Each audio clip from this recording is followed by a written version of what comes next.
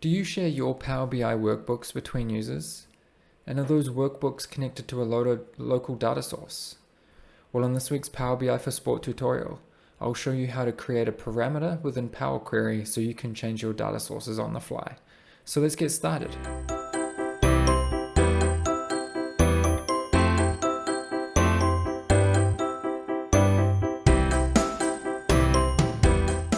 If you're finding my videos for the first time, make sure you hit like and subscribe below, and also hit that notification bell icon so you are notified of future videos.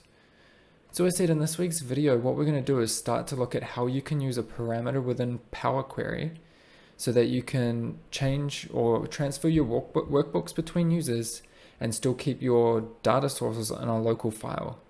This might become incredibly useful if you have a Dropbox, for example, and that's shared between your users, or you use a OneDrive, but you're not sure how to use the web link version for your OneDrive.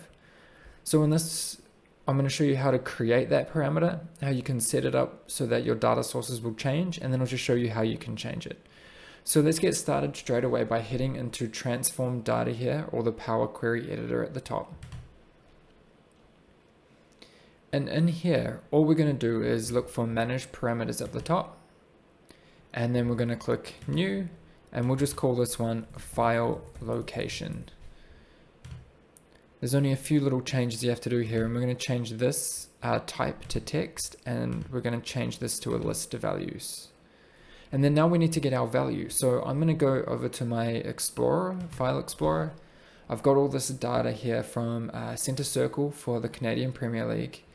And all I'm going to do is copy and paste the location into there. So this would allow me to set the first part of, I guess, the file location, and not just the not the entire thing. So then you can, I guess, use similar syntax to what you like what you would within DAX. So you can combine the location or the folder location and the name of the file. So what we'll do is we'll just click default value as being what I just set, and the current value as being what I added, and we'll go OK. So that'll add it here at the bottom.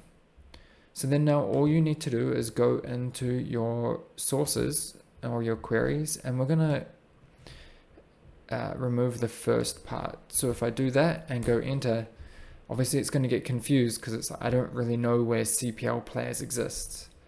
So now all we need to do is just go File, Location at the start, it will appear, and then an and there you have it. So let's just go and copy and paste this over a couple more of our data sources here, just so then we have a couple things that'll be working.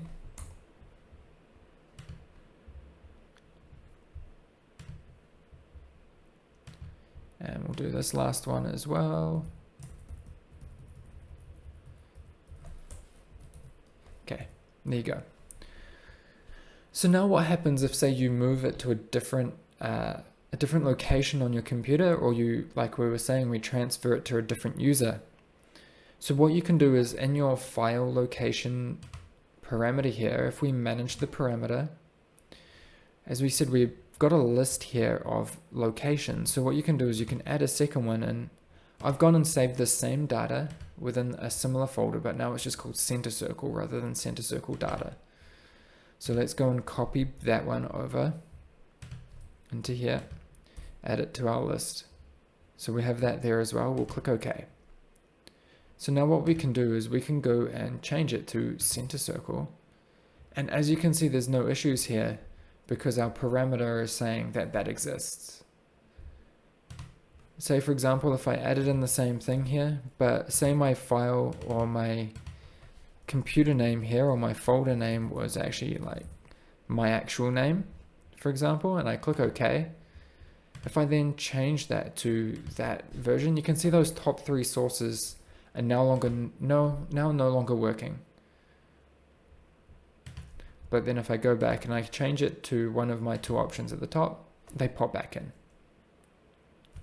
So for example, if I go to my second one and I go close and apply, we'll see in the background everything will load, and everything should load properly into my data model. So now this is a nice simple solution if, for example, you don't have a Power BI Pro license and you're not working within the cloud platform. If you're not using a data source that's web-based and you're keeping your data across a location that's on your computer or on a Dropbox file or a OneDrive file that you're just linking up manually. This is a really simple solution to help transfer the PBIX across users without having it run into too many problems. So I hope you guys found this video useful, and if you did, make sure you hit like and subscribe below. And I hope to see you guys next time, where we will continue to power performance through data. Thank you.